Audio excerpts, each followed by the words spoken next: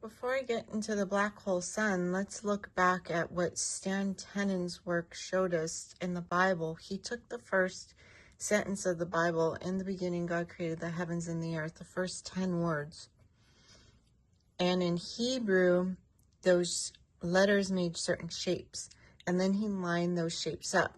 And what happened was it created a hyperbolic shape, a torus field, like this.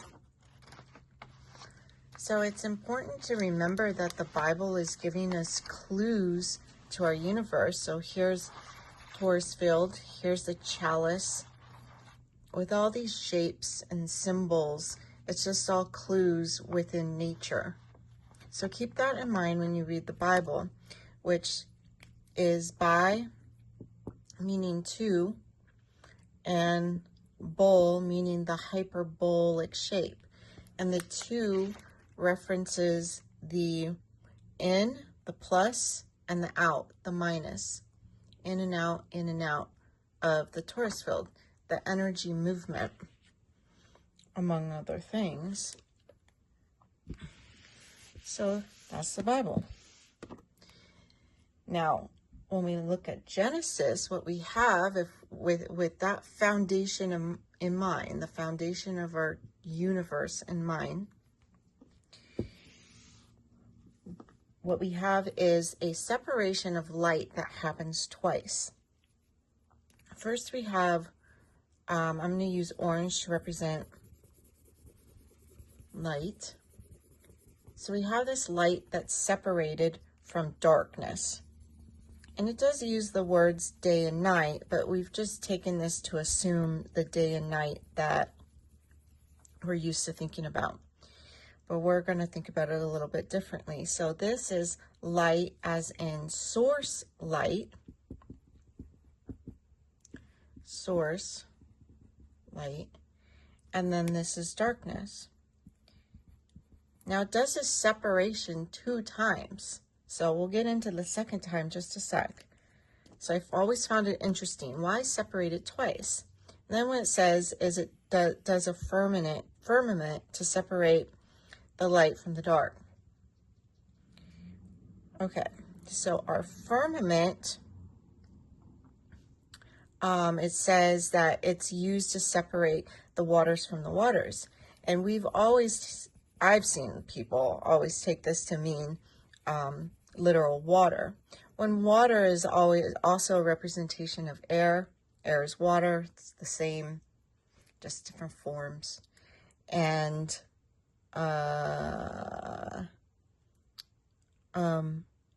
water means splendor. Separate the splendor from the splendor. So here we have source light above the firmament, and we have darkness of the earth separated by this firmament. Now it's not till the 4th day that a light is created to separate the darkness. Now we're down here in this area on earth. So now we have a light to rule the day and a light to rule the night. So here's my black hole sun, and here's my transparent moon. And this is on the 4th day because the sun in 4 positions gives us our 4 seasons of the sky wheel. And that's done on the 4th day. So love is in the details. Okay, so black hole sun, what does that mean? That means that this is observable. I've done videos on how you can see this. Everything I'm telling you is things you can observe for yourself. I mean, it has to match back to nature. That's how we fact check ourselves, as if it matches with nature. So this black hole sun is observable. So what's happening is source light, when this black hole sun is in front of me, down here on Earth, United States, this black hole sun is in front of me. Source light is then able to pass through the black hole sun to me. No one gets to the Father except through me, or no one gets to the Father except by me, the Bible says. because you have to, in order to get to source light, which is one, which is God, source, it has to go through the sun, S-O-N-S-U-M, through the sun. So the sun acts as a portal for light to move through, possibly for light to move back out as well. But that's a different topic. Okay, and then the transparent moon is recharged when it enters after it enters this last waning crescent. It moves into this transparent state for 3 days next to the sun. And when it's next to the sun like this, it cannot be seen. That's the 3 days in the tomb. Then it comes out here in its first crescent, which is day 1 of a lunar calendar. So what happens is the transparent moon is being recharged, almost like someone gave me the analogy of a glow ball. You have a ball, you have to recharge it in the light, and then after you put it by a light bulb for a while, it glows. So the moon receives source light through the black hole sun. Now these rays come down like this through this black hole sun. The rays are Ra. Sun is Ra, sun, rays, El, as in Elohim, meaning God. Source light. Source light, God, rays. Is. That's what it does. See, yes. It is what it is. Okay, now the sun can have multiple positions in the sky. Like I mentioned, it has the 4 on the 4th day, so the 4 seasons. And if we were to draw those, actually, let's talk about Enoch.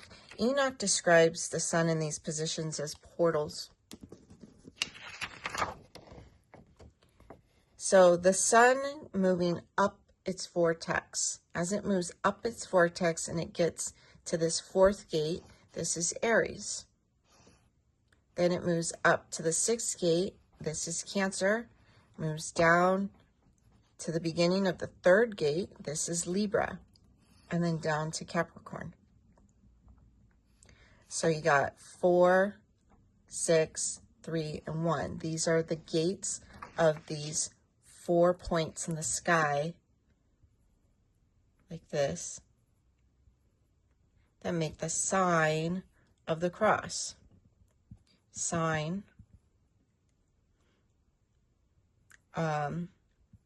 which is the sine, wave, which is the sin, Aviv. Now the sine wave is the snake, because it's moving from Aries, Cancer, Libra, Capricorn, Aries, Cancer, Libra, Capricorn. So as the sun moves forward, it's going up and down, up and down, up and down throughout the years. So this is your snake. Sin of Eve, you were born into sin because you're born into a sign. You're born into one of these gates or through it.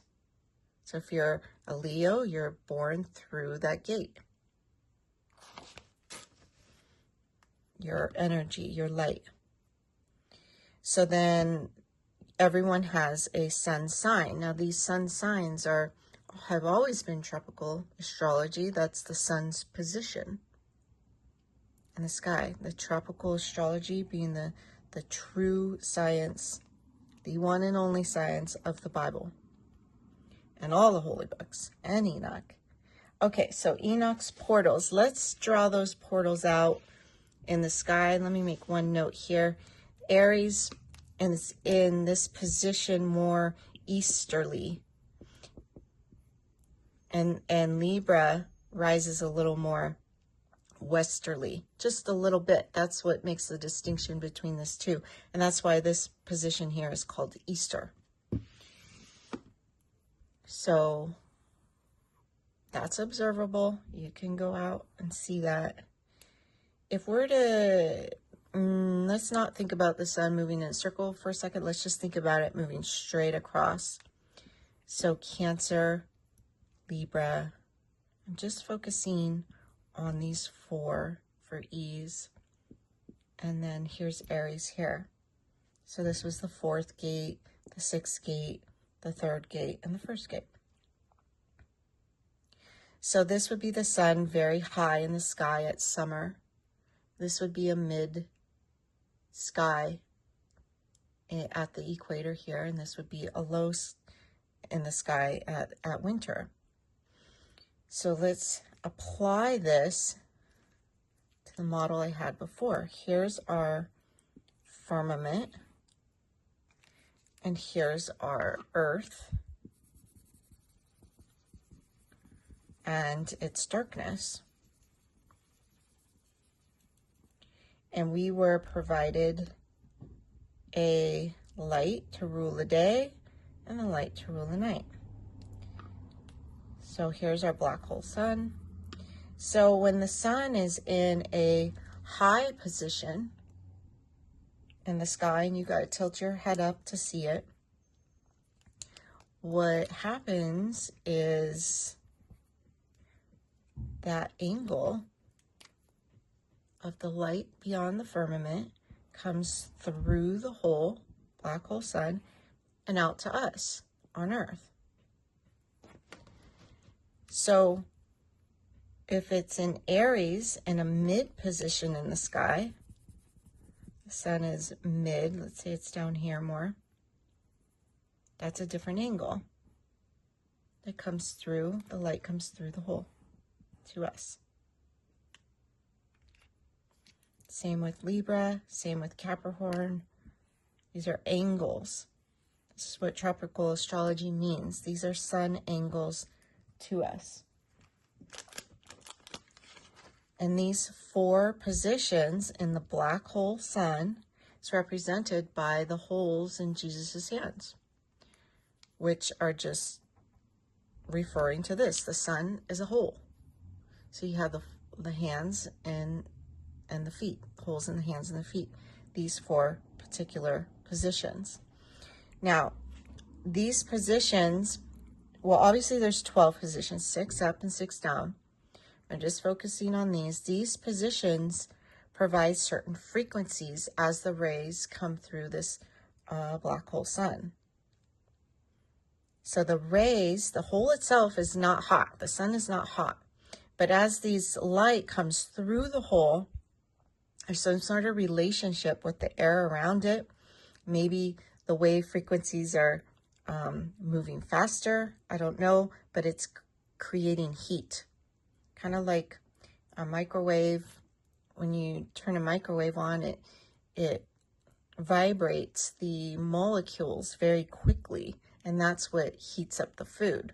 So possibly something like that, where the rays are being affected in the air.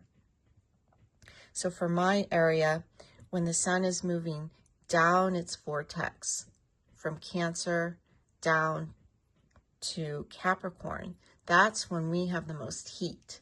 So those rays pushing down upon us, whatever this electromagnetic situation is, that's when I feel the heat. And as the rays are moving up, or the sun's moving back up the vortex, this is when we're actually cooler. It's that pressure coming down that we feel it the most. Okay. So why? Why? What does this have to do with us? Well, these angles, these frequencies coming into our bodies has the opportunity to conduct through the water in your body. Now, water, electricity can only conduct through water if there's minerals in the water. And your body, which is 99% water at a molecular level, needs minerals in it in order for this opportunity, this frequency opportunity to conduct through you and give you either healing, or it's possible in certain positions that there's opportunity for brain growth, like growth in science and music and art and math. All these angles all provide something, and we don't have like all the answers to all that yet, but it's providing something. We know that because it affects our soil and it makes things grow. So obviously it's going to make us grow, but not without the proper minerals. And that's why each sign is designated a mineral salt. Sol meaning the salvation. Salt with a T. Those 4 positions here. The salvation. So you need those salts for the electricity and frequencies of the sun to conduct through you and give you what it was meant to give you. Now, if you're filled with sludgy food and toxics, and or you're a healthy eater, but yet you're lacking the mineral salts, you're lacking 6 of them. It's very hard to get them, I think, nowadays because our food system is so messed up. But if you're lacking them, then we can't use this the way it was meant to be used, because these are the signs, which means a standard to follow. Okay. Now, if you got all that, I'm just going to pivot a little bit to elements. Fire, earth, air, and water. So each of those signs have a element attached to it. And this is the order it's supposed to go, from Aries to Cancer. Fire, earth, air, water, and then it repeats 3 times. So fire, I'm not talking about literal fire, I'm talking metaphorically. So if we have our sun, which its rays look like fire, when we look out, this is the shape it makes on the water. And this is like a matchstick. So you light the match. The fire is the starter, the starter of the system.